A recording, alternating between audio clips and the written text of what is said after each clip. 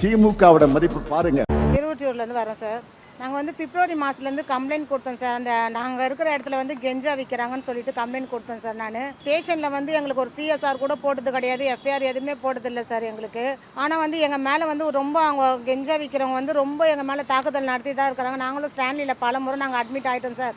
அங்கே மட்டும் வந்து வாக்குமூலம் வாங்கின்னு போயிடுவாங்க. அதுக்கப்புறம் வந்து அதுக்கும் எந்த நடவடிக்கையும் எடுக்கிறதில்ல சார். நேற்று நிறைய ஆளுங்களெல்லாம் கூட்டின்னு வந்து பொம்பளை ஆம்பளைங்களாம் வந்து அசிங்கமாக எங்களை கேட்டு என்னையும் என் பசங்களையும் கதவெல்லாம் உடைக்க டாப்பாலாம் கழண்டி வந்துச்சு சார்.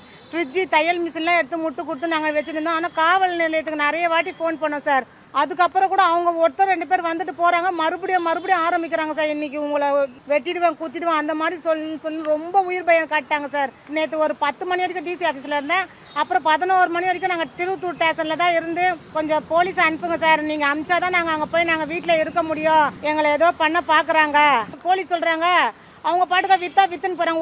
ஒரு போலீஸ் சார் அப்படி சொல்கிறாரு, வித்துன்னு போகிறாங்க, நீங்கள் அங்கே இருக்காதீங்க, காலி பண்ணிடுங்க, பிரச்சனை வர இடத்துல எதுக்கு இருக்கிறீங்க அப்படி சொல்கிறாங்க சார். என் பொண்ணு 11வது படிக்குது, 12வது முடிச்சோன்னா நான் காலி பண்ணிடுறேன் சார். அங்கே வந்து அப்படி இல்லைன்னா கூட ஒரு 3 மாதம் டைம் கொடுத்தா கூட நான் அங்கேருந்து நான் காலி பண்ணுறேன். அது வரைக்கும் எங்கள் உயிருக்கும் மானத்துக்கும் எங்கள் உடமைகளுக்கும் எந்த ஒரு ஆபத்து இல்லாமல் காவல் நிலையத்தில் இருக்கிறவங்க தான் சார் எங்களுக்கு பாதுகாப்பு கொடுக்கணும். அந்த கெஞ்சா விற்கிறவங்க மேலே நடவடிக்கை எடுக்கணும் சார். ஒரு பெரிய குற்றம் நடக்குது சார். என் கடமை நான் காவல் நிலையத்துக்கு தான் நான் தெரிய வைக்கிறேன்.